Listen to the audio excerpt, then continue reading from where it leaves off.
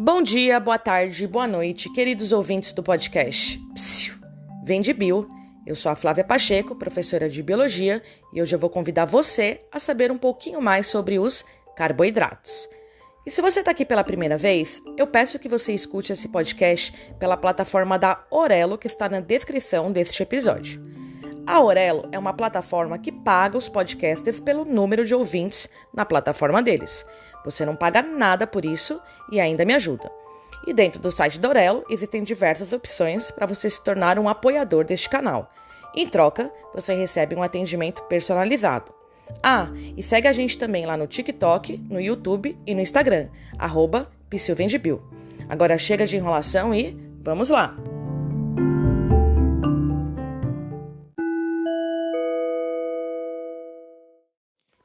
Bom, os carboidratos eles são chamados aí também de glicídios, açúcares, sacarídeos ou hidratos de carbono.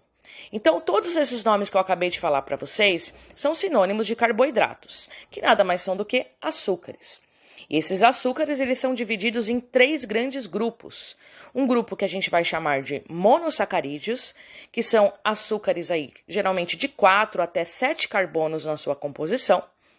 Os disacarídeos ou oligosacarídeos, que é resultante da união de 2 monossacarídeos, e os polissacarídeos, resultante da união de centenas de monossacarídeos e de disacarídeos. Quando a gente fala de monossacarídeos, os monossacarídeos mais importantes aí para a gente lembrar é a desoxirribose, que é uma pentose, ou seja, um açúcar de 5 carbonos presente no nosso DNA. A ribose, também um açúcar de 5 carbonos, então ela é uma pentose presente no nosso RNA. Outros exemplos importantes de monossacarídeos: a glicose, a frutose e a galactose. Vamos passar então para os disacarídeos, ou também chamados de oligosacarídeos. Como eu falei já no início, os disacarídeos eles são a união de 2 monossacarídeos. Então, se eu pego uma molécula de glicose e uno com outra molécula de glicose, eu vou formar um açúcar chamado de maltose, que vai ser um disacarídeo.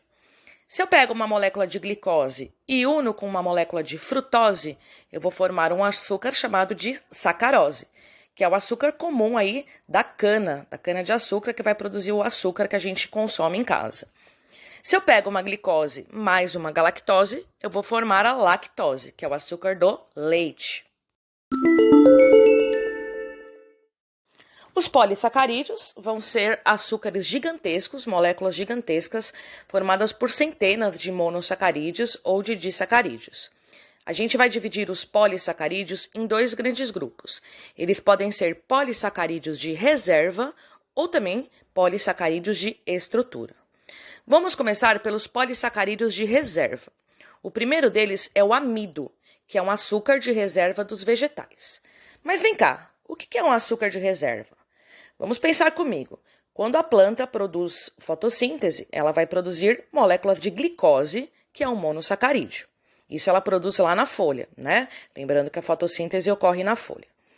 Porém, é muito mais difícil para a planta guardar todas essas moléculas de glicose, armazenar essas moléculas. Então, o que ela faz? Ela empacota essas moléculas de glicose, ou seja, ela junta todas essas moléculas em um polissacarídeo. Esse polissacarídeo a gente vai chamar de amido. Outro açúcar de reserva é o glicogênio. O glicogênio é um polissacarídeo de reserva dos animais. No nosso caso, por exemplo, a gente se alimenta de um monte de coisas de açúcar. No processo de digestão, esse açúcar ele vai ser quebrado até virar monossacarídeo. E mais uma vez, parte desse açúcar a gente vai utilizar para produzir energia. A outra parte que sobra, é muito mais difícil eu guardar essas pequenas moléculas de açúcar. Então é mais fácil eu também juntar tudo isso num pacote. Eu guardo então esse açúcar como um polissacarídeo, chamado de glicogênio. No nosso caso, a gente vai encontrar o polissacarídeo guardado nos nossos músculos e no nosso fígado. Passemos então agora a falar dos polissacarídeos de estrutura. Aí a gente vai ter 2 polissacarídeos importantes. O primeiro deles, a quitina. A quitina é um polissacarídeo que vai formar o exoesqueleto dos artrópodes, ou seja, aquele esqueleto que fica por fora do corpo dos insetos. E o outro tipo de polissacarídeo de estrutura importante vai ser a celulose. A celulose vai ser aí esse polissacarídeo que vai formar a parede celular de todo o reino das plantas. E qual que é a principal função do açúcar para nós, para o nosso organismo?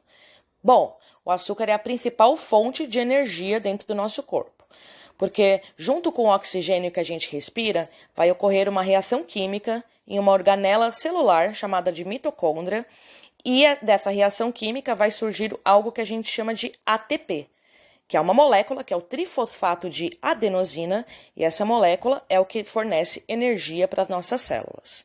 Alimentos ricos em açúcares. A sacarose, por exemplo, que é um disacarídeo, ela vai estar presente na cana-de-açúcar, no açúcar mascavo, no açúcar demerara. A frutose, que é um monossacarídeo, vai estar presente nas frutas, nos cereais, no mel e nos vegetais. A lactose, no leite e nos seus derivados. O amido, que é um polissacarídeo, né, bem complexo aí que a gente já viu, a gente vai encontrá-lo na batata, no arroz, no macarrão, nas ervilhas, no milho e nos tipos de farinha.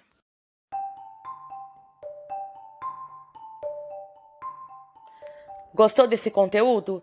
Então eu peço que você compartilhe este episódio com os seus amigos e até a próxima. Beijinhos!